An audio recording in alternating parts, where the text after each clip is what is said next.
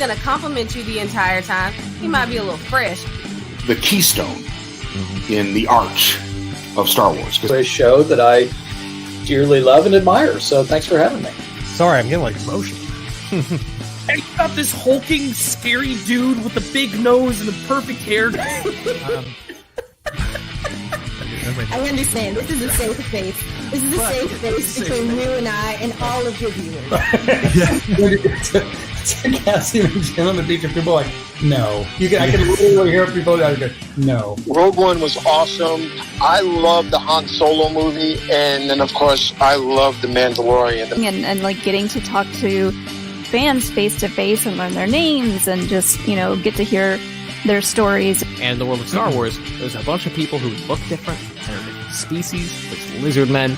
There's psychic baby swamp monsters. I joke that the best thing about writing Princess Leia is everybody knows who she is, and the worst thing about writing Princess Leia is everyone knows who she is. And also you get Ewoks, and I am definitely a lover of Ewoks. You're listening to Around the Galaxy. Yes, it's a good thing. It's a great thing.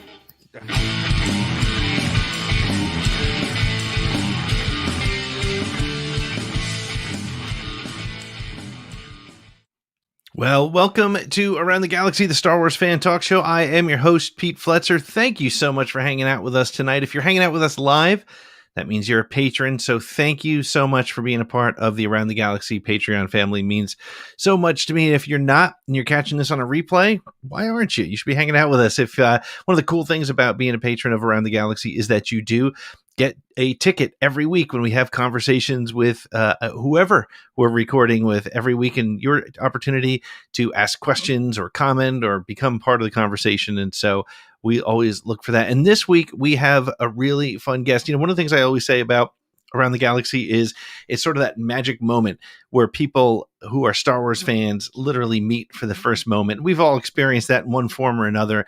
And this week is a very almost the truest form of that show, in that me and my guest tonight, Mike Forrester, have only spoken for about 2 minutes. We've gone back and forth on email a little bit, and we talked a little bit before I hit live on the show. So I'm excited to bring you an interview with Mike Forrester. Mike is a costumer, a 501st member leader, and he's also got an amazing podcast called Armor Party. So you're going to want to check that out. But let me bring Mike in right now. Mike, how are you doing? Hey, Pete. Thanks for having me, man.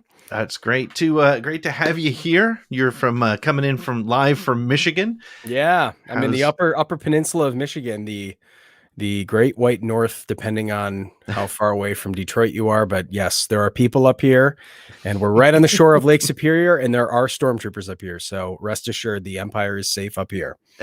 That's excellent to hear, man. That's great. So I was introduced to you through a couple of weeks ago. I had Nick Gunbarian from Bayside on, and in talking to him and listening to his show, I heard that you were a guest on his show, and then I discovered your podcast. It's the first time in Around the Galaxy history where I've been sort of embarrassed to have helmets behind me, because your Instagram and all the people that you get to talk to on Armor Party and the stuff that you do is top-notch costuming. So maybe tell people a little bit about yourself and about the podcast.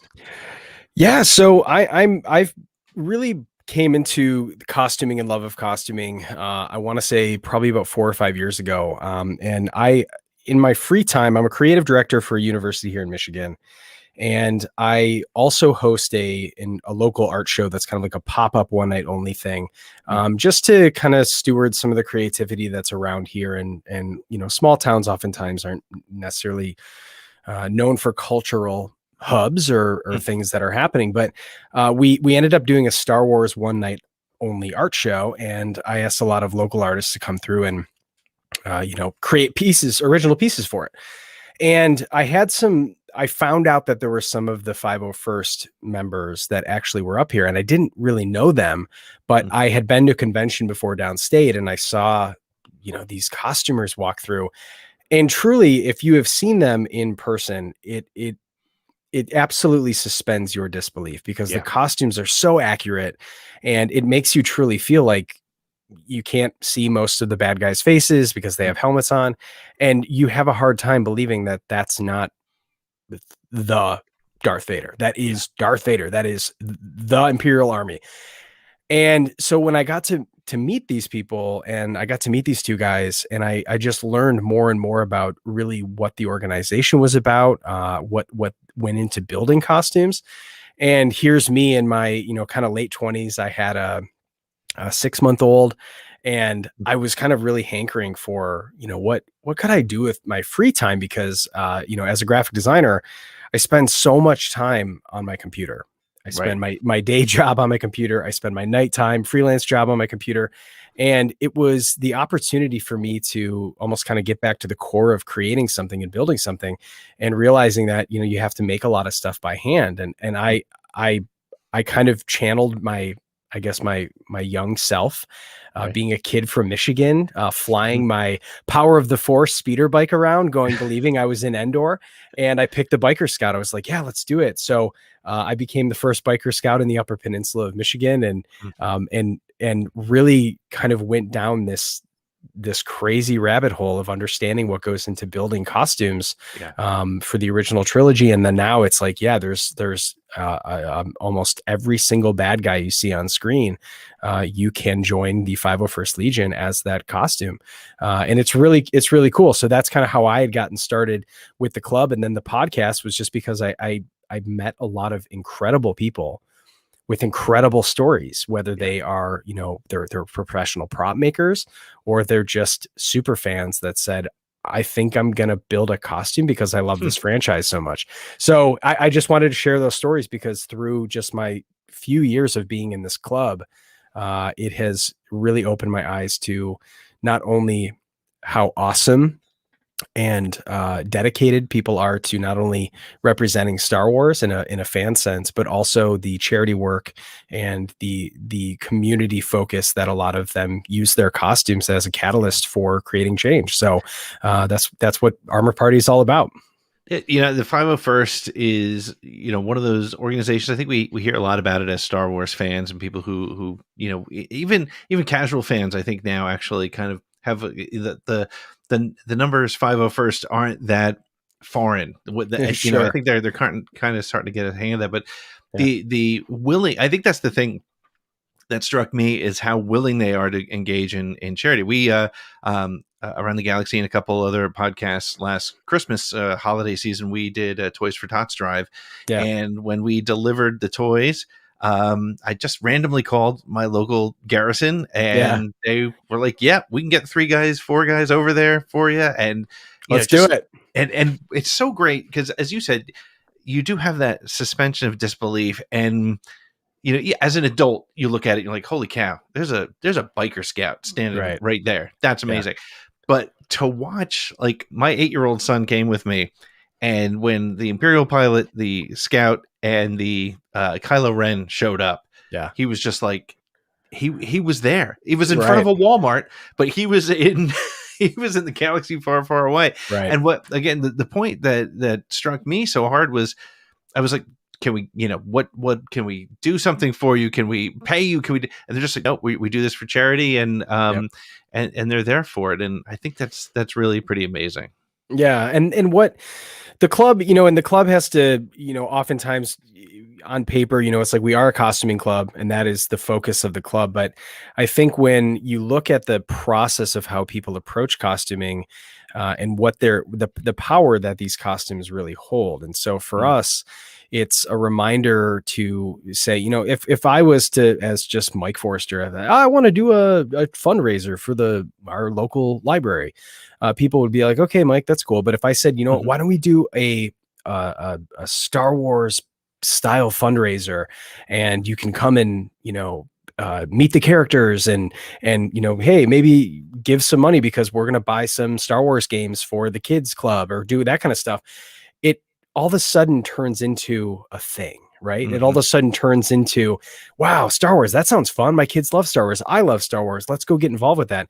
And so you realize that the magnetism that this franchise has, and when you have these costumes and we have these characters brought to life, you know, we do get some really cool opportunities, like being able to go to, you know, I actually got to troop the Chicago Cubs game at Celebration in Chicago in 2019. And you get to see a different side of the operation of things. And you're in, you know, it's an official Lucasfilm event. can't, so we're on our best behavior, of course, not that we aren't anyways, but it does have those cool little perks. And then, for us, the movie theater here that we usually will go in and troop all the Star Wars movies, they'll let us in, they'll have us to the employee showing. We get to see it like 2 days early, which is really cool, because we're going to be there all weekend. And most of the time we don't get to see the movie again until Sunday night, because we've been there on Thursday night, Friday night, Saturday night. But when you see those people come in to watch a Star Wars movie, and all of a sudden they have to walk by 4 stormtroopers, it just it's like you see that innocence of believing that Star Wars is truly the greatest sci-fi franchise of all time. So it's a rewarding experience for us, but also I think for a lot of people, you put on a helmet and you kind of are able to join with other people who have normalized this ridiculous hobby. But more so, you just have a lot of really cool opportunities for people to make change in their community through Star Wars, something that they love. So that's kind of the core of what it means to me. But what I've found to really be kind of connective tissue between a lot of 501st members. Yeah. We were talking before we went live, and we were talking a little bit about how it's not just, it's short Star Wars costumes and that, but it talked to me again about the concept of this is a hobby. It's a gathering, and you referenced it a moment ago. There's a community of people. It's not, it's a modern day sort of club. Yeah. And there are, the number of course is going up almost every day, but I believe that we're around almost 12,000 members across the world. And so we've got these different garrisons from, Singapore all the way to Japan, all the way to, northern Canada. It's very cool to connect with people, and we're all connected through these message boards and through these groups. So when you get to go to an event like Celebration, where people travel with their costumes, which is crazy, getting and I'm going to do it in 2022. You get to meet people that you have had these relationships with, and other people who helped me when I was building my biker scout, that, I'd met. There's a guy, he goes by Chopper. That's his display name on the forums. His name is Corey DePietro. He's an awesome guy. And he's just this person just sending messages. Hey man, this looks really awesome. Consider doing this. This really helped me. And you kind of get to know these people because you just keep talking to them via internet, of course, but right. you just kind of start to develop these relationships with people. And then all of a sudden you're at Celebration. You're like, Chopper, hey man, what's going on? So it's a really cool experience to almost have like digital pen pals for for a hobby and making a hobby that truly is something that we all kind of share the same experience, because our costumes, when we stand by each other and we stand next to each other, all are kind of designed to look the same. We're supposed to look like a military powerhouse, but there are whether it's through fundraisers or through charities, that's where I think a lot of people have found a lot of love for this hobby, for sure. What would you say is sort of a common theme among folks? I mean, obviously, first of all, they're all Star Wars fans, and I'm trying to figure out why I haven't done it. And I think it's because it feels kind of daunting to have to build your own costume. But what is there like is it they're all like sort of, is it the costuming that they love? Is it the community? I mean, it's probably a little bit of everything, but is there some sort of common thread that you would find? Sure. Yeah. Well, the joke that I always make on Armor Party is, as adults, we just like to spend money. Truly, that's it, right? Yeah, because I mean, $100 a helmet. I'm not. That's dumb, but it's... yeah, right. but also look at it this way too, Pete. Right? I have friends that would do bachelor party. We're gonna go to Vegas for a bachelor party or whatever, and you're gonna spend $2,000 on a 4-day weekend that you're like, hopefully I never remember it if I have a great time. And you just kind of look at that. You look at that process, or you look at any hobby that anybody really gets into, and I recently just bought a mountain bike, and I spent, $1,700 on a mountain bike, and everyone that I know that mountain bikes is like, oh, that's a great starter bike. I'm like, for $1,700, man, like what's going on? So if you look at any hobbies, if you're really into sports, you buy season tickets for your favorite sports team, you buy the jersey for the sports team, you go to the playoffs for the sports team, you got the memorabilia for the sports team. It's all the same thing. It's all being a fan. It's all being a hobbyist. It's making a hobby part of your life. Yeah. And so if you look at it from that angle, I think that's where we kind of realize that in my signing off line with Armor Party is being an adult is boring, but building things is anything but boring. And that's where Star Wars, I think for us as adults, when we have adult money, suddenly we think, okay, let's look at it this way. I spend maybe, almost $1,000 on a suit. I've got Halloween covered forever. Right. Great point. Right. Yep. And then I've also got, when I'm not wearing it, I grab a mannequin and I put that sucker on a mannequin, and I've got the coolest piece of office decor in my entire floor. Right. But building it for people specifically, and there are people who commission it, and 3D printing has really changed a lot of costuming too. But I think it's just people really learning something new as an adult is shockingly hard to do. And for a lot of people too, that spend, because we are in such a digital age, we spend so much time on the screens and the phones and all that. It's been, I hear a lot of that building armor, learning how to paint, learning how to go to advanced painting, using airbrushes, weathering is really fun for a lot of people. It makes you learn. It unlocks that part of your brain that says you're learning something, and you get to see the result of your hard work, which is something that it's really hard, I think, oftentimes for us as adults. We don't have a lot of hobbies like that. Maybe your golf game gets better, but other than that, you're going, I play video games. Maybe I personally don't. I wish I had time. But I know a lot of people are like, okay, I beat this video game, I'll wait for the next one to come out. And then, but to have something that you get to build, that's for a franchise that clearly you love, and you get to hold on to that and have it forever, man, that's, I think most people hopefully are listening and being like, yeah, I can rationalize that. Let's go.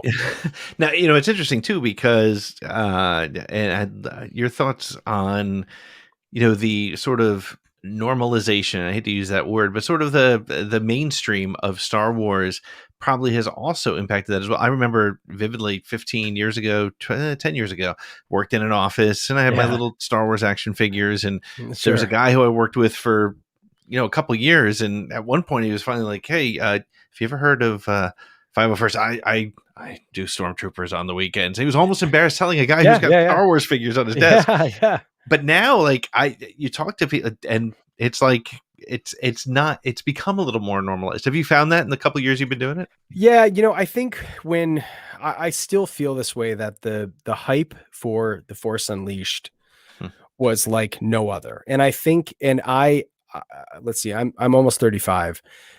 I saw Revenge of the Sith in theaters, and then I went to college after that. And we kind of really started to hit that lull for Star Wars, where, it's like people, Lucas had kind of invested in Clone Wars, and we were getting these other stories where people, it was hard for someone my age to go from, we just watched Darth Vader turn into Darth Vader, and then I didn't have cable, right? And so like I'm like, I don't have Cartoon Network, I can't watch these shows. And then it's animated, and the animation in the beginning was kind of rough. And so Star Wars was just kind of it had kind of moved past me. But I've been such a fan of it as a kid, but it was not in my life in the mid 2000s.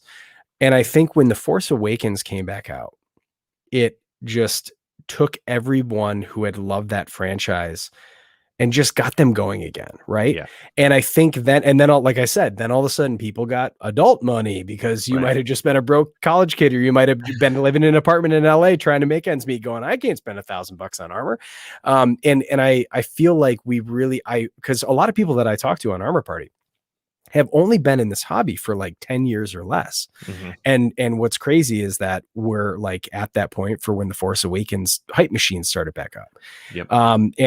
And so I feel like people have normalized, cosplay. I think in some ways there's a lot of costumers, Star Wars costumers that don't like using that word because they don't want people to think that it's the loose associations with anime. Not that there's anything wrong with that, but you have just other fandoms that do costuming different. And there are some people that are kind of like, well, we have, and there are some, restrictions for how we build the costume so that we look uniform when we stand next to each other. So I think people have, sure, normalizing is kind of a weird word to say, but it's true. But I think the amount of people that I'm the Star Wars guy for them, it's like we've all got one buddy who's the Star Wars nerd.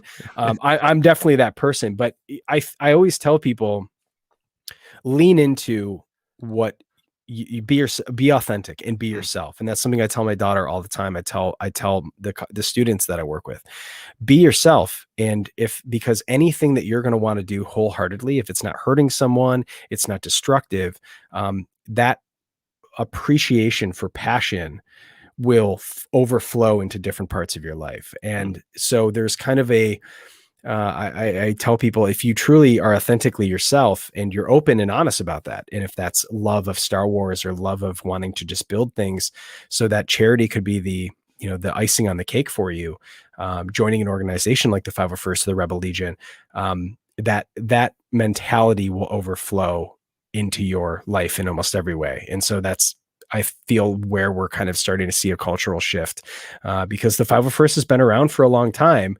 And Star Wars wasn't always mainstream accepted as being very cool. I mean, people liked it, but this level, I'm looking at your background, I'm looking at my background, wasn't always accepted to the same way that it is now. So it is, I think we have been turning a point for the last probably 5 or 6, maybe even a decade, where people are kind of wholesomely accepting that this is who I am. I'm a geek.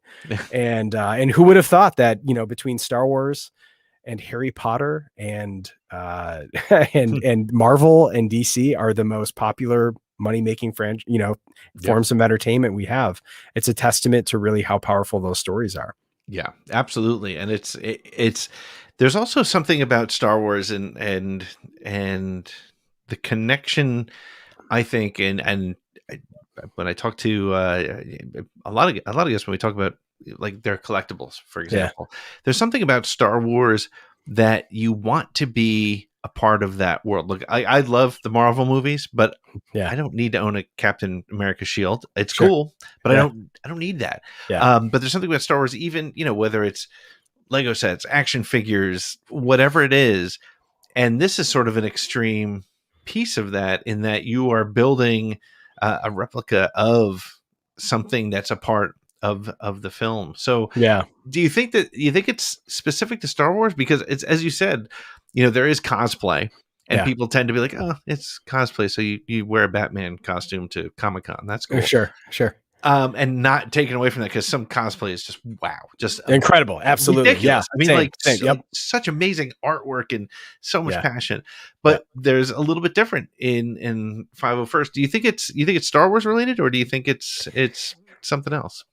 Star Wars is such a funny, I'm sure at some point this was Lucas's intention all along, but I always tell my friends who look across the vast lines of available merchandise for Star Wars, and I always we always have this joke where it's like, everything is a dark path. It is a dark path that most would consider unnatural and probably unwise.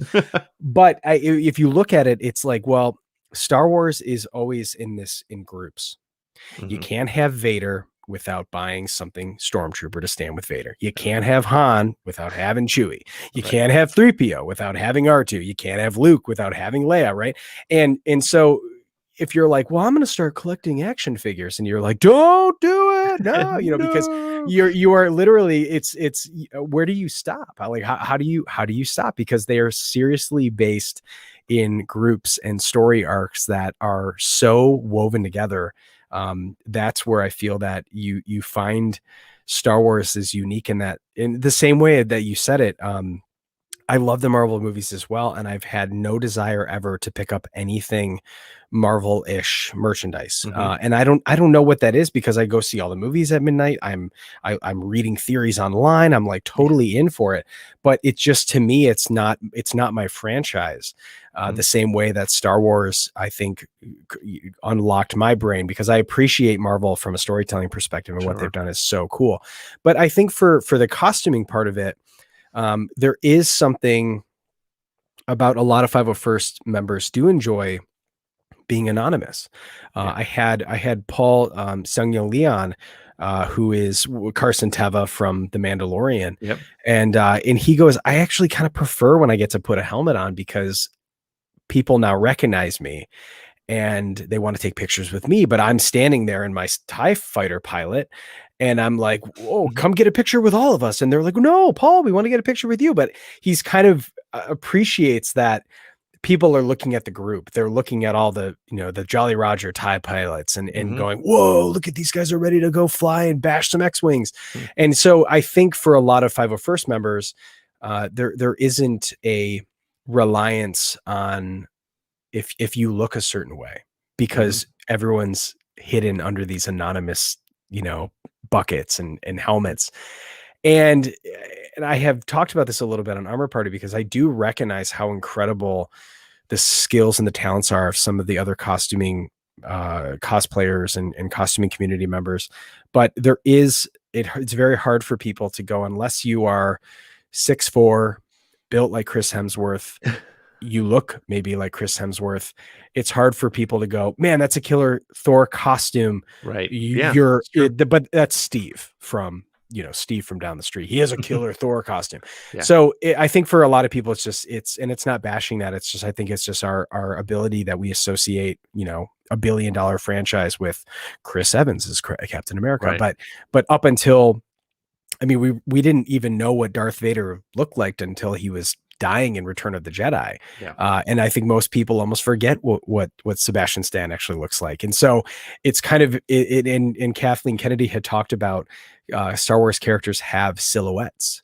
And really up until these parts of recent, a lot of actors that were kind of relatively unknown. And so we didn't put a lot of names to faces with Star Wars. It was, we fell in love with the characters. And I think that's maybe a difference in some of the other costuming communities that Star Wars, especially for the bad guys, that they kind of rely on that anonymous army that, they'll go and do the Empire's bidding no matter what it is, because they're not supposed to be seen as humanized people. They're supposed to be looked at as these, this white army that walks through and, hey, we're going to go torch poor Uncle Owen and Aunt Beru, and we're not going to think twice about it. So I think that's a really great point, because the only costume I have is and it's not made because I don't have the skill, but it's a Kylo Ren Force Awakens costume, and I throw on that helmet, and it's great because I can go out with the kids. I can, like you said, I have Halloween for life, and but I don't know that I would go out as Luke Skywalker or Obi-Wan Kenobi or something like that. Sure, although I'm kind of getting that old Luke look, which is good. Maybe I'll just let the hair go. But you're right. There's something like, I walked around my neighborhood with my neighbors who I know, who I see at the barbecues, with swinging a lightsaber and wearing a Kylo Ren outfit on Halloween. I don't know that I would have necessarily just worn Jedi robes and just been like, hey, it's Pete from across the street, So there is something to it. So it does allow you to, and I think it's a combination of what we talked about, is that sort of that love of Star Wars and that anonymity. And to your point, it's the silhouette. I found I walked differently when my Kylo Ren costume down the street than I did just to hold my kids' hands going trick or treating. So you really fall in, you become that anonymous silhouette. I think silhouette is a great way to put it. You put it on and you went, look how cool I've become. That's right. And I feel that way every time I put it on, Pete. So, when you're ready to dive in, we, at least with our local group here, we always tell new people as we're building it, build the helmet last. Don't put the helmet on until you're ready, because there's something about that putting that thing on, you're like, oh man, I feel awesome putting this thing on. So it is a empowering experience to feel like you are, I want to say, maybe realizing a childhood dream of being a part of Star Wars. So I encourage everyone to figure it out. Whatever you got to do, figure it out and join us. We have galaxies to conquer. So you said that you have Scout Trooper. I know a lot of 501st members have multiple sets of armor. Do you have more than just your Scout Trooper? I do. Yeah, I've got a Scout Trooper. I have a Snow Trooper. Michigan, especially where we live, right on Lake Superior, we get about 100. I want to say that we get about 12 to 22 feet of snow a year. Yikes. And so Snow Troopers was Pete, that's just a way to stay warm up here, man. But yeah, we actually Michigan has and we're like constantly battling between Michigan and Colorado and then Germany for the most Snow Troopers. And so that's like a big pride point for us to have Michigan as our logo quite literally is a snowflake with an Imperial cog in the middle of it. And so I have a Snow Trooper as well, and that's a really cool costume because Empire is my favorite movie, I'm sure, like a lot of people. And there was something about the first time that we had seen, besides the Sand Troopers, which were still largely, just TKs with the filtration packs on them, but Snow Troopers, all of a sudden we realized, man, the Imperial Army is prepared. And you saw these guys, and then you had, Veers up in the AT-AT, and that's when it kind of started to like turn for me, that I'm like, whoa, there's all different kinds of stormtroopers, and dang. And so when I got the opportunity, someone was selling a kit of a Snow Trooper. Of course, I'm building it in like July, right? And it's got this like fleece vest and a long parka and a duster, and I'm like, yeah, let's build this sucker. And then I did have a Sand Trooper as well that I just recently sold to a friend who was getting back into trooping. And then I'm almost finished. I literally was painting Beskar before I came and talked to you. I'm almost done with this Din Djarin Mandalorian, which is by far the most difficult. I'm not even close, not even comparable. Most difficult build I've done. And you're tracking it on Instagram. It's like my accountability partner that I tell people every time I have an episode of Armor Party. I'm like, I'm building this Din Djarin thing, and everyone's like, just finish that damn thing, man. Like get going. But it's really cool. I've never airbrushed before. And that particular paint, the chrome, is has to be applied almost to do it proper. You have to apply it through an airbrush. And so I have just been watching tutorials and watching YouTube builds and talking with other people who have done this or have more specialty in this. Unlocking that part of my brain that's like, man, I could learn how to do something. I've never airbrushed before. And last year my dad was like, well, I've got a little compressor, and I was like, send it, bring it up here. Let's get going. And I screwed up massively last year. I hit probably I was rushing to try to get done by Halloween. We had a very cold October here in Michigan, and I tried to rush the paint, and I screwed it up. And I sat there. I posted about it on my Instagram, but it was kind of a story about getting back up. Looking at, I walk past it in my garage every day, and I just it was like my shame, like oh, don't look at me. I've screwed this up. But it really, to learn something new and to learn how cool that costume is. And the modern costumes are getting ever more difficult to do because they're using new techniques. It's not the clack of old ABS, plastic anymore that they're using. The new armor that the stormtroopers use and a lot of the characters is actually silicone. It's rubber. And so when they can paint them up and make it look as shiny white as they want it to, but it's more flexible. And we saw that in Rogue One when the guys were doing backflips and all that kind of stuff. But so I'll have at this point, and I have a standard stormtrooper that I'm replacing my Sand Trooper with.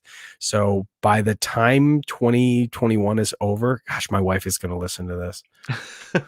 I'll have 4 costumes and maybe one more, but if she's listening to this point, she knows I'm already in trouble. So, so definitely not one more. I have that box that's marked anonymous Christmas. Just leave that there. Miscellaneous Christmas. Just leave that. It's full of lights. I'll take it out. I'll take care of it. Take care of it later. Right? Yeah, it doesn't look like a shore trooper. I heard there's lights in there. Just at all. Right at all. Is there any? I mean, other than probably a shore trooper, is there any costume that you've looked at that you wanted to make? And this Nick here on in our chat is asking what's on your bucket list. Oh man, no pun intended. I would guess. Sure. Yeah, the bug. That's a good. I like that. I think as I have started to welcome a lot of the challenges, Rogue One, I think like many of us. Really became a fan favorite for just a different kind of Star Wars movie that we hadn't seen. And in ways I have like kind of like a love-hate relationship with Rogue One. And before everyone starts to angry tweet at me about this, it changed the core concept of what Star Wars was, and that it was supposed to be a fun adventure for kids and adults that wanted to experience that joy of disbelief again. Rogue One is just a straight up war movie. And I think that's why us as adults love that so much, because we were ready for that level of maturity from characters and concepts that we know that we're okay with. But I took one of a friend of ours that was in town. She had brought her son, and he was like, I want to say that he was maybe like 9 or 10, and we went to go see it.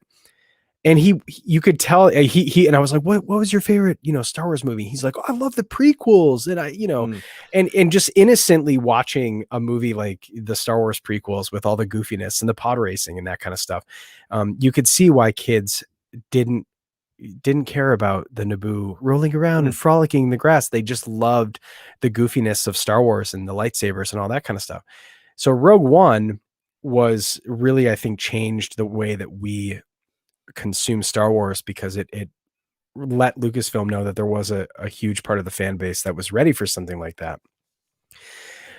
Visually, the new troopers that they introduced, I mean, Krennic showing up on, I think it was filmed in Ireland, and then all of a sudden the Death Troopers come out and they're all like 6'6" and they're skinny and you can't hear what they're saying. I'm like, what is this? Like, who are these guys? And then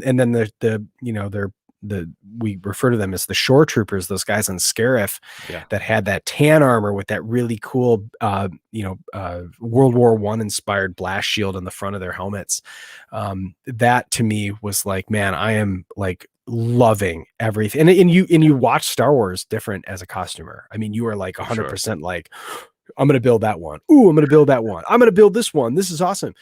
So that your costume ADD goes crazy every time something new comes on. I got to tell you that's probably like the most frustrating part of it, because you just realize you're like, oh, I'm out of money. I can't do this anymore. But I think the shore trooper, this is such a long-winded answer, I'm sorry. But the shore trooper, which I have sitting in my garage, is a really awesome new trooper that I absolutely love, just because of the color scheme and the way that it really introduced a different kind of trooper. The khaki, it's like stormtroopers were traditionally seen in white armor, and then that's always kind of let you know that they were infantry, and then the Death Troopers came on and they wore all black, and it was kind of like, okay, so you can tell that these guys are elite. Like there's something cool about them because they look like Vader. And so I would say that the shore trooper of builds that I think that I could do, but there's always been a little part of me as I've kind of really enjoyed the challenge of costuming. Boba Fett is like the white whale for a lot of people, because it is so particular, and the people who follow that costume are beyond neurotic. I mean, they are crazy about every single detail, and the approval process for running that down. So the 501st works on something that's called a costume reference library.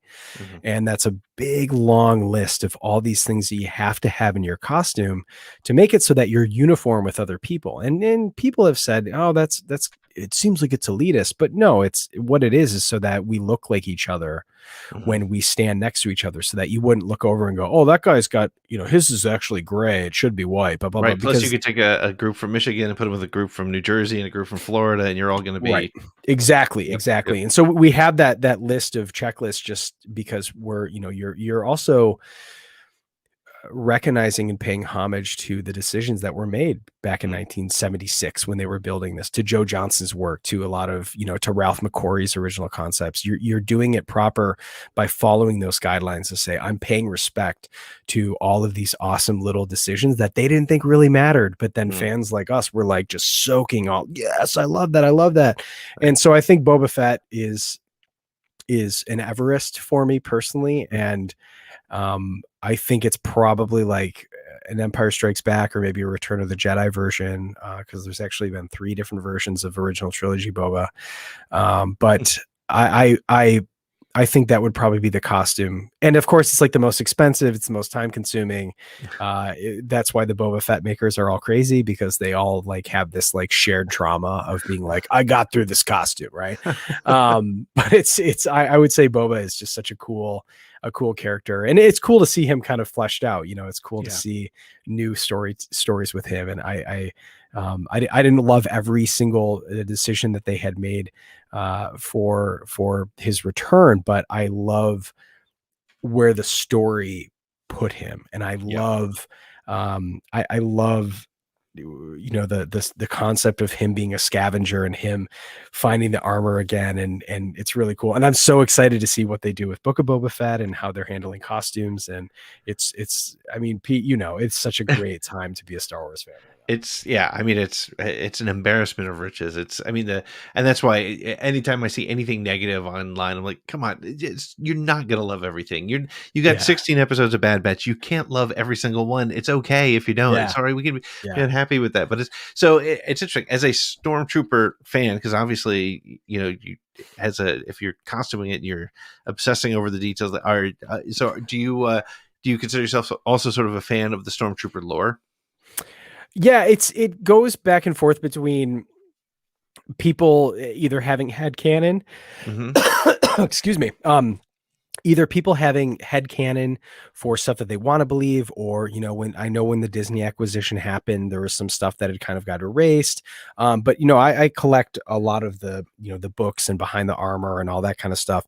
I love the concept of in the sequel trilogy, the Praetorian Guard had this armor that was supposed to like kind of shock them to make them uncomfortable, so that they never stood down, or like the Stormtrooper armor was able to absorb blasts so that they never got killed. And I think it's really cool how people have explored this universe, and I love that Dave Filoni is that a fan's fan in that way, that he likes to give us these little crumb trails. And even just with the recent episode of Bad Batches, to go from the CT, the clone trooper, into this new TK, and to introduce us that this technically the Stormtroopers that we see in A New Hope for the first time are technically most likely Phase 2 Stormtroopers, which we always assumed that was the first trooper that the Empire had made. So it's really cool that we're getting these little cookie, these crumb trails and Easter eggs and cookies for us uber fans. And I think that's the thing about Filoni is, and I said this when they did the gallery stuff. I love that Filoni is the nerd at the table, right? Like you got Taika Waititi and you get Jon Favreau and these giant, enormous, levels of Hollywood directors, and he's like, well, no, I mean, actually, the blaster would probably have this angle. He's like, and he's there for people like you and me who are noticing those sort of things. And the reason I asked about the Trooper lore was exactly because of one of the things that I was excited to see with Bad Batch and was hoping to see, and we did get to see, is that sort of turnover from clone trooper to Stormtrooper, and of course the McQuarrie influenced Stormtrooper that we saw in TKs that we saw in Bad Batch was just such a it was honoring that history, much like the 501st does, right? Yes, exactly. And the well of Ralph McQuarrie is deep, and I feel like they have referenced it and gone back to it so many times. But it's a really, I think, a really awesome way for Dave to continue Lucas's original legacy of what Star Wars was, both visually, conceptually, and we see that stuff all the time. Like we see, even in The Force Awakens, the Nema outpost had the original McQuarrie pieces on it, and then and you can tell now with everyone that's involved in these projects that they are fans to this level. I mean, Galaxy's Edge and Batuu was done so damn well. Yep. And I hear the haters who talk about it's still a Disney experience. I'm like, leave that at the door, man, because go to that place and appreciate the level of what they have done there, because everyone who worked on that as an Imagineer and what they brought to life there, this wasn't like let me go get my marching orders for the day, put a little paint up, I did my job, I went home. Like the details, they're so baked into that place. Yep. And they are so baked into like all these other little projects that we're getting right now, that it is such a great time to be a super fan, because they are intentionally leaving crumb trails and Easter eggs for people to find them. And it's so cool to be a part of this community that celebrates that when we do find them. Yeah. And I love where Star Wars is at right now. I'm reading the High Republic right now too. And so I'm just really so happy with Star Wars content to be in the year 2022 and having this level of investment for stories, both coming and both being told before the stories that we know and love. It's an awesome thing right now. Yeah. I mean, so the next 18 months we have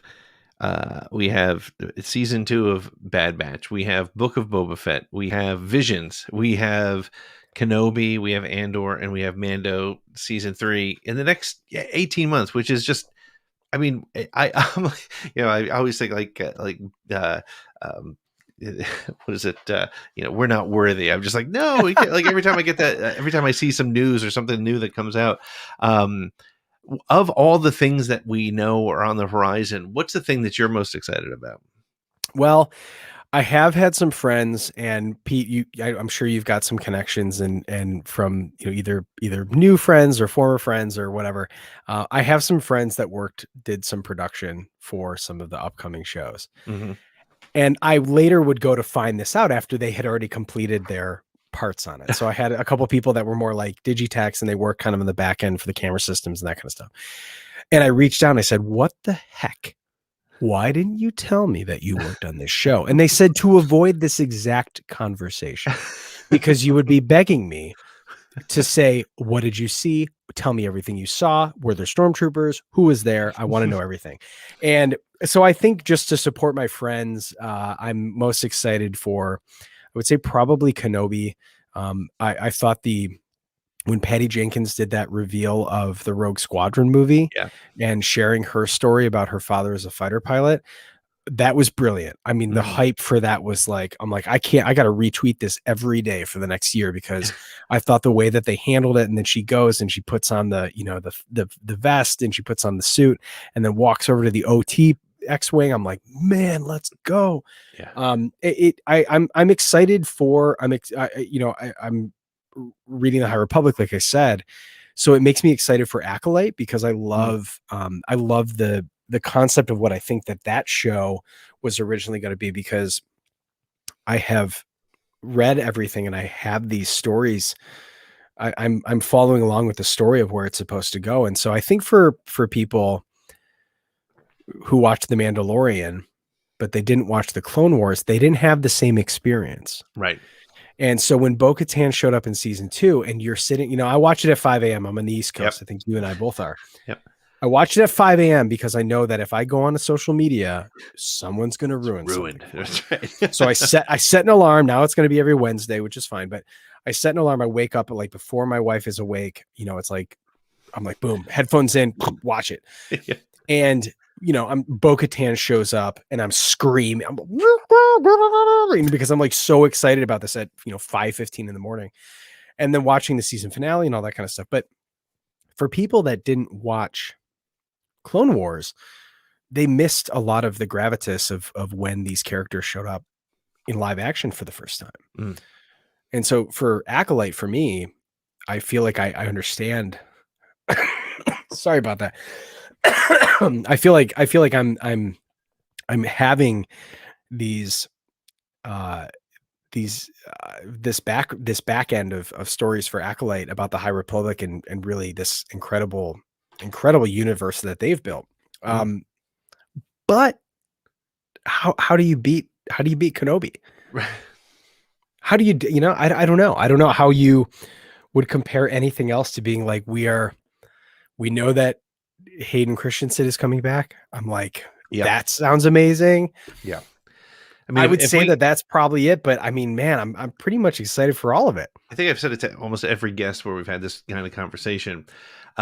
If we get a flashback with Kenobi in the Clone Trooper armor or the Clone Wars armor, and Hayden was usually in a pretty close to his Revenge of the Sith costume, but there was a bit more armor into it. Just if we get the Kenobi in Clone Wars armor, I'm done. I'm out. That's awesome. That was I just want to see that in live action. Yeah, I think a lot of people do. I'm seeing in the comments too. I'm getting over something here, and I've got this like funk going on. Hang on. That's all right. I got swabbed for COVID. I'm good though. I'm good. You can't get it over Zoom call though. Yeah, at least for now. Not this very but I feel like I'm seeing a lot of people say like Lando, and I'm with the people who are watching right now, man. I'm with you guys. This is it, because I love Solo. I thought Solo was so awesome, and that they were kind of tapping into a lot of these. You're kind of seeing the dirty underground. You're seeing the stories that, we kind of were referenced, I mean, I thought it was awesome that in Bad Batch, they went to Ord Mantell. Yeah. Something that Han had referenced in Empire Strikes Back as like a passing note, or someone, the bounty hunter on Ord Mantell, you're like, ooh, what was that? And Filoni, of course, is like, I'm going to exploit that and make something awesome out of it. But I think I'm with people on Lando, because it really allows for us to get away from Jedi versus Sith, big epicness, because there was so much. Like, I've always wanted to know how seedy was it? Like, what did Han and Lando get into that they both were kind of like, you're a scoundrel. Yeah, you too, man. And you're kind of like, what happened between these guys? And I hope we get to explore that, because I think there's so much Star Wars that we would love to see with either Black Sun, the Pikes, the Kira, and all that. Like, I'm here for it. Let's go. Yeah. And it's funny, I think, because that's one of the things that's been not most interesting, but I've recognized is that one of the things that Mandalorian has done is it proved a point, I think, that Star Wars probably thought at some point, the people creating the stories, was that people want to see stuff that's just sort of, surrounding the main story, and they want to see what's happening on these sort of backwater planets, because that's where we had our action figure stories when we were kids. Right. And to see that sort of stuff come to life, I think is really exciting. And I think, with Disney Plus, there's just a limitless possibility of where they can take us. Well, sorry about that. It's all right. Take your time. I'm having my wife bring my inhaler down. I think that what we're seeing, and partially, we can actually be very grateful for the way that media is consumed right now. Mm-hmm. If we wouldn't have seen this adoption of like a Netflix style subscriber base, we wouldn't have got this level of content, because they would have gone, especially after I think they got spooked from Solo. Yep. Which countless arguments for why it didn't perform the way that it did. Was it too close to, Last Jedi? Was it, summer movies? Did the entire process change? I think we're grateful for the fact that Disney is also going, we need content. Yeah. And we could shoot films and with the volume, it's changing things too. But I think Disney is looking at it and going, we need content. And so if it means a smaller story, that's less crazy ships and less space battles and less expensive CGI and more, say The Mandalorian is like just pretty much a Western. Yep. With really, you look at the space battles, you look at all that kind of stuff. There wasn't that prevalent in season 1. I think that's we could be grateful for that because we get to see these stories that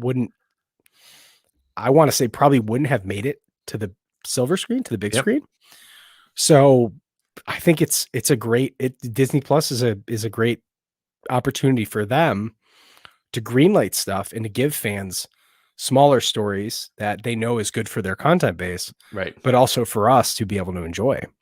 Yeah, and it's great too because they also can live in a world that's a little bit less impacted by risk if a series doesn't take off.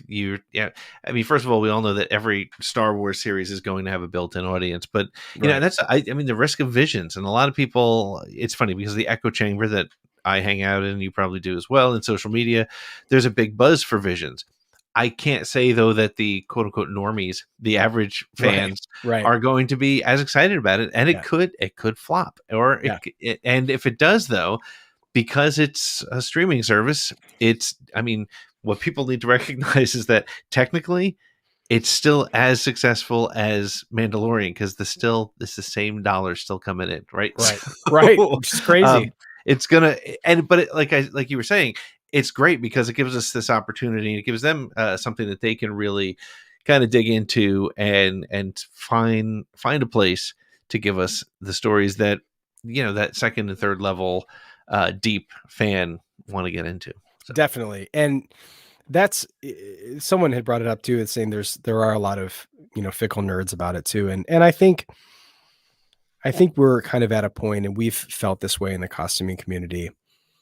Because you have people that would build, if their connection to Star Wars is one of the newer films, and there are brilliant design decisions.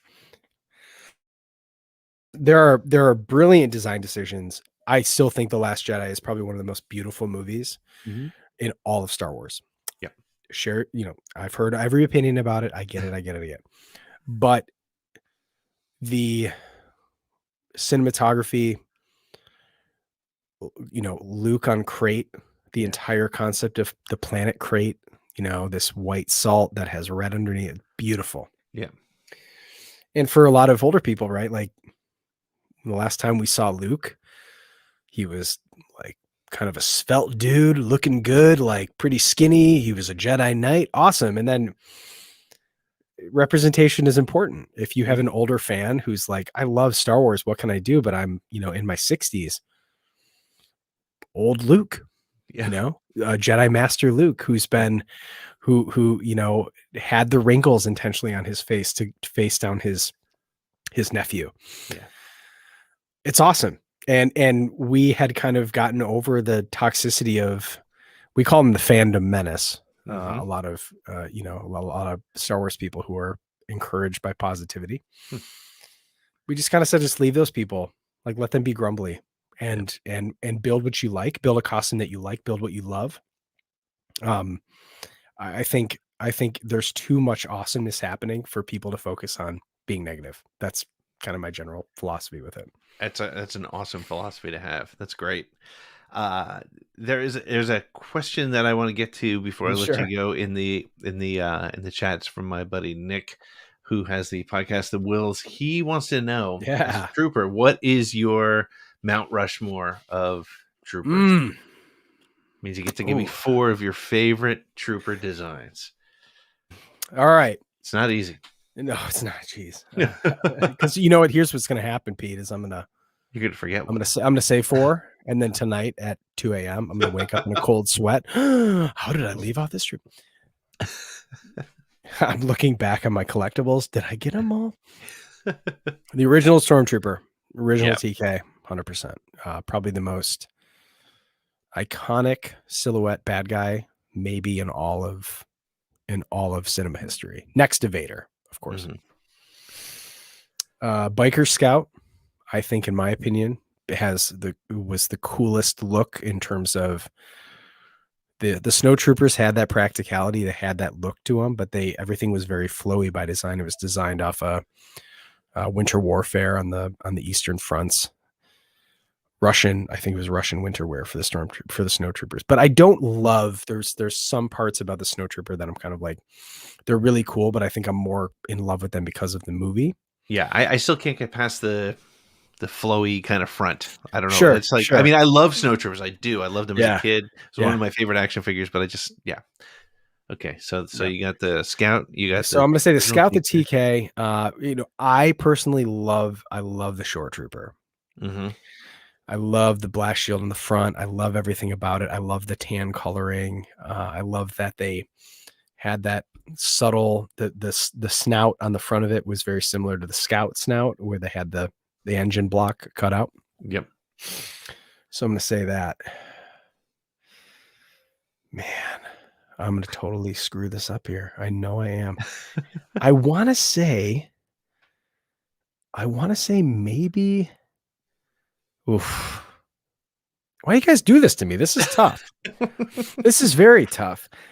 I've kind of started to love the TIE Pilot more and more as I've gotten into costuming. And originally I was like, man, it's really hard to see what's going on there because they're just black inside of a black cockpit with a little red light on there. And I'm like, what's going on? But what's really cool about the TIE Pilot, for people that don't know, and I can share some of my nerddom over this, the Rebel helmet is actually the same helmet as the TIE Pilot.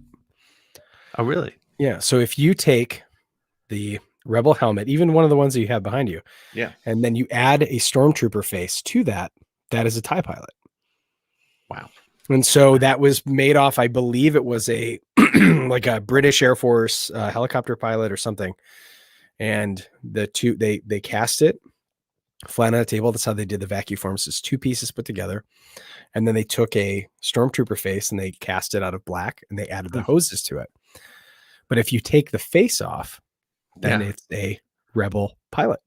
Oh, that's awesome. Yeah, really cool. Yeah. So 41 years a fan, and I had no idea. Yeah. So when you years. when you look at it now, and of course they added ear pieces to the tie to make it change the silhouette of it a little bit. But yeah, that's a pretty cool little detail. So I would say maybe for me, and the Death Trooper is so sweet. And I see in the comments, I know it's like, dude, add the Death Trooper. I do love the Death Trooper 100%. But I think just maybe for nostalgia purposes and saying that like the tie is so cool and the tie screams, I'm going to say a TIE Pilot. So I'm going original Trooper, original TK, Stormtrooper, Biker Scout, TIE Pilot, and Shore Trooper are mine. That's my awesome. Rushmore. Yeah. I always felt like too, I could if I was going to do some 501st trooping, I feel like I could probably do a TIE Pilot because there's not as much armor to build. I mean, you got to get the chest plate right, and the boots and the gloves have to be just right, and you can't just go buy those pants off the shelf. So right. It's a flight suit. What's really cool, for some more tidbits, because I think some people would be interested in it, is the original Scout Trooper, it was a motocross suit. It was like that's the patches, a riding suit. And then they had a flak vest over it, just like Boba Fett does, so that they could keep the armor over it, so it had a little bit more of layers to it. But the newer Scouts, what are called Remnant Scouts, is the Moff Gideon's ragtag army. They actually just wear a TIE Pilot suit underneath there, so there's no more flak vest or anything like that. So the newer Scouts, if you were considering joining, are actually a little bit less expensive because there are a couple less components on it. So I always tell people, if you like mobility, because thigh armor is really hard to wear for a long time because you can't sit down. Yeah. And so as a Scout Trooper, I can sit down, I can lay down if I really want to. And it's always been the joke of my friends who are, when I put the Sand Trooper on and I put the pack on, and I get all this stuff on, I'm like, okay, well, start the timer. I've got 3 hours until I need to pee. And then I need help. So someone's got to help me get this thing off. So if anyone's listening, you're like, man, what would I want to wear that's comfortable? I mean, yeah, your TIE pilots are really comfy. Your scout troopers are very comfy. Snow trooper is actually quite comfy too, but it's hot. So I generally, we've got a couple snow troopers down in like Arizona. I'm like, you guys are crazy. But yeah, if you're looking for something more on the comfort level, your scouts, your TIE pilots, those are long troop, man. You could troop all day in those. That's awesome. That's great. Cool. Well, Mike, this has been so much fun, man. I learned a ton about what it means to be in the 501st. Again, I've always admired it, not just the organization, but really the people, and it's really great to hear your story. Where can people keep up with you on social media and find your podcast? Yeah, so my main account that most people know me from is a little business called Hondo Supply, and I do kind of like focuses on Galaxy's Edge and kind of wearables and customization. I do little ID cards for people, and that's where most people know me from. But for the podcast, which is actually a part of the Thank the Maker Network, which is Nick's podcast from Nick from Bayside, that can be found. You can find us at Armor Party Show on Instagram, or just check out Armor Party. I think I have a Facebook page that I haven't updated. Thanks for reminding me, Pete. But yeah, you can find us at Armor Party. We're on Spotify, wherever you get your podcasts. And if you just want to kind of like listen to conversations about people who have built costumes, I'm really pushing for an inclusive way for people to eventually, if they don't have the money, or they can kind of start to get encouraged to save up for it. It's not a cheap hobby, unfortunately, but I really always tell people it's a very fulfilling experience. It's a fulfilling group to be a part of. And I generally tell people too, you say that you're going to build just one, but you never do. So prepare yourself. That's my disclaimer. You're going to build one. And then after that, you're like, which other 6 are on my list next? So yeah, Armor Party Show. You can find us on Instagram, and Hondo Supply is where you could find me on the interwebs. That's awesome. Man, thank you so much. This was a lot of fun. Well, hopefully I'd love to have you on again sometime. Yeah, and let me know if you're going to be in any conventions around the Midwest. Please do reach out, and as well as with everyone. I plan on going to Celebration. I'm super excited about that. Crossing my fingers that we can hold off as a country to make sure that Celebration happens. There's way too much stuff we need to be, unveiled in front of us. But yeah, let's have a drink, a hangout, talk about Star Wars. I can tell that a lot of these conversations would go on for many hours, and that's just my kind of talking. There's going to be a lot of late nights in yes. in Anaheim. Well, I will be there too with my kids. So awesome. It's going to be a lot of fun. I look forward to it, Pete. Awesome, man. Nice to meet you. Hey, before I let you go, let me if I could get you to say, this is Mike Forrester, and you're listening to Around the Galaxy, it'd be great. Sure. This is Mike Forrester of Hondo Supply, and you are listening to Around the Galaxy. Awesome. All right. I'm going to end